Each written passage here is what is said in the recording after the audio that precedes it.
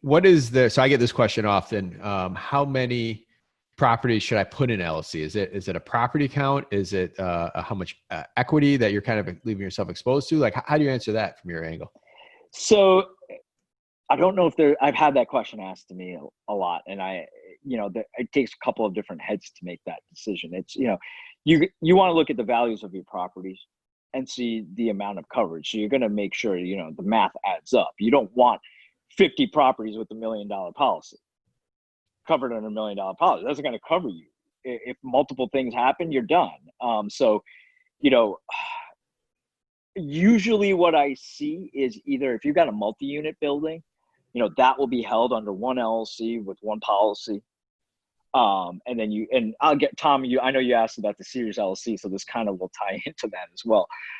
Then you could set up, let's say you have another multi-unit, like we'll call 123 James Street as one and 155 James Street as the other address, and there are 6 units in each.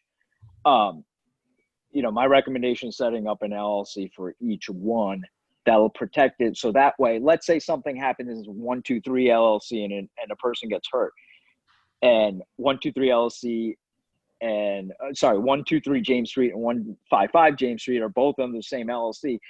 Your asset base in which they can go after for liability is much bigger because you've now got 2 buildings.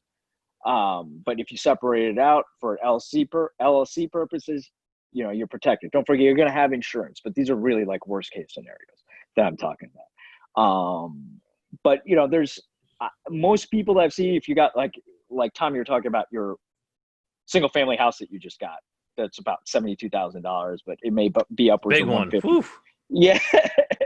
But one thing, don't forget, you're going to rehab it, and you're going to insure it for $100,000 and it's going to be worth 150. You're going to have to revisit that. Yeah, right? Absolutely. So sometimes what I see with people who invest multiple properties, in your case, you've got quite a few properties.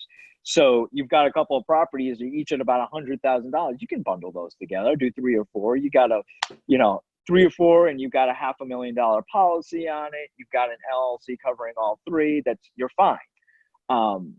That's usually what I see. I'm not talking about how the big boys do it, and they have the bigger real estate companies where you have the umbrella company, et cetera, and you have the sub LLCs. But, for investors looking at individual single family, or like when I say multi-units, like 1 or 2 unit, they'll separate those out. Or you can put a couple, bundle them in based on the value of the property.